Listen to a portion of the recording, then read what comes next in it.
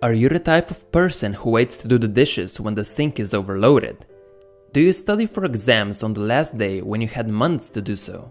Tomorrow is the day, you tell yourself. Wouldn't it feel fantastic if you reached the end of the day and looked back with satisfaction on the things you have achieved? It feels great to get things done. It makes our brain's reward system very happy indeed. Yet most of us have a list of important tasks that we have been avoiding. Emails unwritten, projects not started, things we're putting off despite the fact that they are not going to be any easier tomorrow. Laziness is a nasty little affliction that affects everyone from time to time.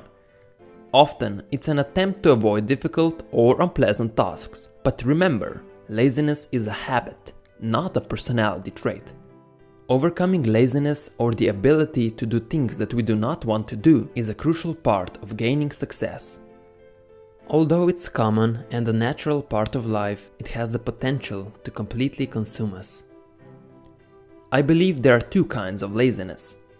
First, there's the kind where you have been working your butt off for weeks and finally, after all your hard work, all you want to do is be lazy and do nothing.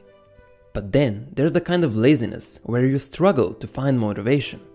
Every time you think of something you would like to do or achieve, you cannot find the energy or drive to work toward it. This is the kind of laziness that I'm talking about. But how do you overcome it? Often our grand plans don't work out because they seem overwhelming. That's why one of the hardest things is to simply get started. Ironically, once you start tackling your plans, it will all feel less difficult and overwhelming, and you'll likely feel a lot less tense. So instead of stressing about your lazy nature, commit to taking baby steps.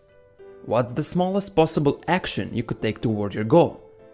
For example, you could go out running for only 3 minutes, do the dishes for 5 minutes, write on that report you've been procrastinating on for 10 minutes.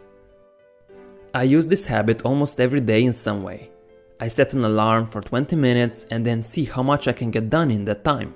Usually it gets me motivated to keep going after the timer goes off, but if it doesn't, at least I did something.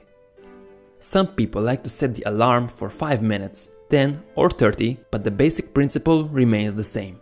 So the toughest part about doing anything is simply getting up and doing it. But once you're 5 minutes into any project, you will likely find your motivation. Another important aspect for overcoming your laziness is to get organized. So many times we want to do something productive, but the clutter and the junk around us make it seem impossible to get anything done and tempts us to not even start our task. Your physical surroundings have a big impact on how you feel. If your house is a mess, you're likely to feel even more overwhelmed. Clutter creates a sense of chaos, and having to clean your house adds to your giant list of things to do in a ridiculously short amount of time. A nice, clean, and organized workspace just invites us to do some work and be productive.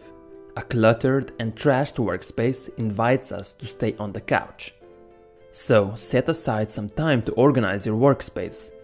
Everything from your room, your desk, to your computer files and your favorite links on your web browser. Make everything as easy, seamless, and efficient to find as possible. Once your house is clean and your physical surroundings organized, you will naturally feel motivated to be more productive and active. After that, you'll hopefully tackle other areas of your life that you've been neglecting. Still feeling lazy? Maybe it's time to get an accountability partner. Peer pressure can be highly effective to get you off the couch. When you need motivation to take action, it's great to have somebody to hold you accountable to go through with it. There's nothing wrong with asking for help from a more motivated coworker, friend, or a family member. This is a useful way to get you up and moving because they will motivate you to do the work. You could even put your money on the line. For example, every time you don't accomplish the things you were supposed to, you give $10 to the person holding you accountable. Then we'll see for how long you will remain a couch potato. If you're not feeling social, technology might be able to help. Using goal tracking apps like Strides or LifeTick will allow you to set specific goals for yourself and to mark off when you do them. This provides two major benefits. First, it reminds you what you need to do and helps you keep yourself accountable.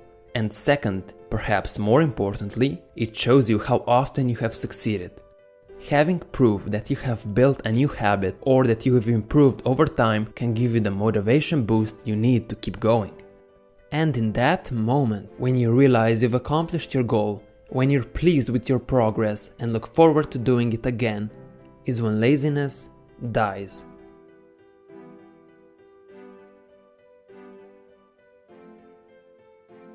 Thanks for watching. If you have any other tips that helped you overcome laziness, share them in the comments below so other people can benefit as well.